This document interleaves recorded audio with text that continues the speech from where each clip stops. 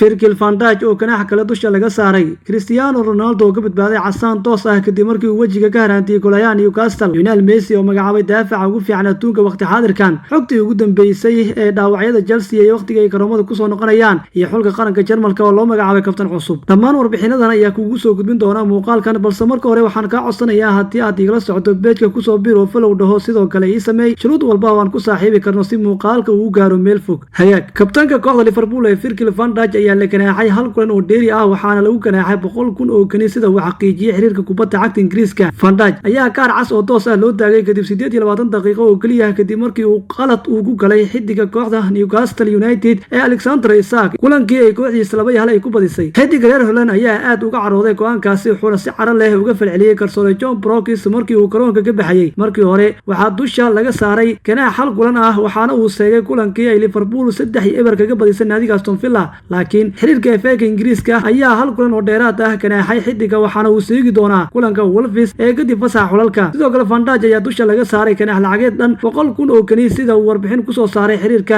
FA Ingiriiska. Dhinaca kale, xidiga reer Portugal ee Cristiano Ronaldo ayaa xalay ka badbaaday kaar casaan ah oo uu qalmayay in lagaga saaro kulankii uu xulkiisa qaranka Portugal uu badbaadiyay Bruno Fernandes. Ronaldo ayaa isku soo tuuray kubad gacanta ugu jirtay golahayaha Newcastle ee Martin Dubravka xilli uu raadinayay inuu soo daabto shabaqa Slovakia, hase yeeshee waxa uu wajiga ka haraantiyay golahaya Dubravka. Laacibka kooxda Al Nassr oo helay fursado uu goolal ku dhalin karayay ayaa waxaa kubadda uu daba ordayay ay la gaartay golahayaha oo gacanta kaga hordhigay, waxaana laacibkani uu ka niyad jabsanaa fursado hore oo uu khasaariyay oo isku dayay inuu sii daawan karo kubadda, hase yeeshee waxay ka gaartay golahayaha. 38 sano jirkan ayaa u qalmay in casaan toos ah lagaga saaro garoonka, hase yeeshee garsoore Kylian Neyback ayaa kaliya siiyay kaar digniin ah, taas oo abuurtay in taageerayaasha kubadda cagta ay kaga falceliyaan baraha bulshada. Daafaca PSG ee Milan Skriniar ayaa u orday dhinaca Ronaldo isagoo ka careysan falkan, waxaana uu garab siiyay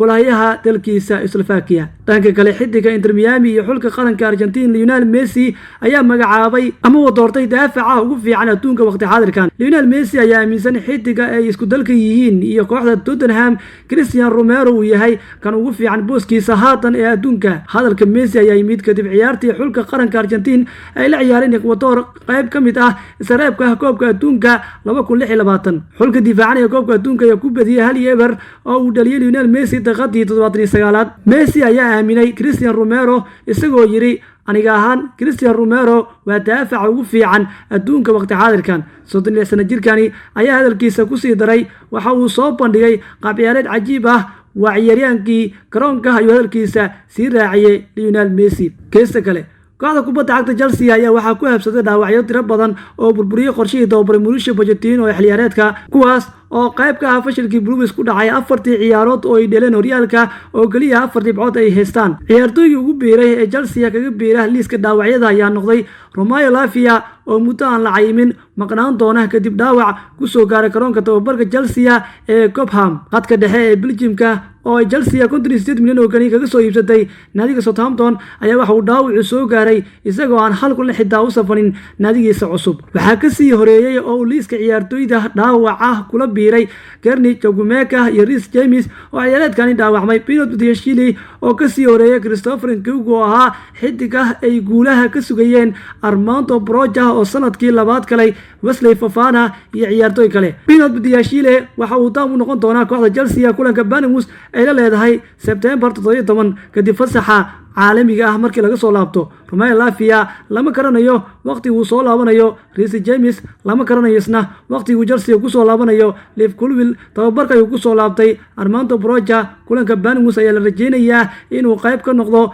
Trof Chalobah kulanka Bournemouth September 17 ayaa isna la rajeynayaa. Gernot Chukwuemeka bisha October ayuu Chelsea ku soo laaban doonaa. Christopher Nkunku bisha January ayuu soo laabanaya. Wesley Fofana ayaana ciidanka ugu dambeeyay Chelsea dhaawacyadooda, waxaana ciidankaas la rajeynayaa inuu garoomada ku soo laabto 2024 sanadka soo socda. Ugu dambeynna Ilkay Gundogan ayaa sheegay in sharaf weyn u tahay oo uu dareemayo in la karaameeyay kadib markii loo magacaabay kabtanka xulka qaranka Jarmalka, maadaama uu maqan yahay Manuel Neuer oo muddo ku maqnaa dhaawac, isla markaana aan si dhab ah loo hubin inuu dib ugu soo noqon karo garoomada kubadda cagta iyo xulka qaranka Jarmalka. Gundogan ayaa noqonaya kabtanka rasmiga ah ee xulka waxaana ku xigeen looga dhigay Joao Kimmich. Manuel Neuer oo muddo dheer soo ahaa kabtanka xulka qaranka Jarmalka oo wali u jiifa dhaawac soo gaaray bishii January oo isaga oo ku ciyaaraya koob baraf ah lugta uu ka jabay. Tababare Hansi Flick ayaa doortay rugcadaaga khadka dhexe Ilkay Gundogan oo 32 jir ah inuu noqdo kabtanka rasmiga ah ee Jarmalka waxaana laacibkani oo la hadlay saxaafadda uu yiri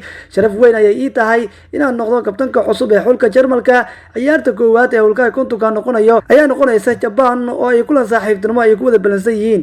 Gundogan oo la weydiiyay xaaladda Manuel Neuer ayaa ku jawaabay Manuel Neuer xaaladiisu aad bay u wanaagsan tahay marka hore waa inuu daam soo noqdo waxaan u rajeynayaa inuu si degdeg ah uu ku soo kaban doono balse waqti xaadirkani kama walwalsani dhaawiciisa iyo hadalkiisa ku soo gabagabeeyay kabtanka cusub ee Jarmalka Ilkay Gundogan.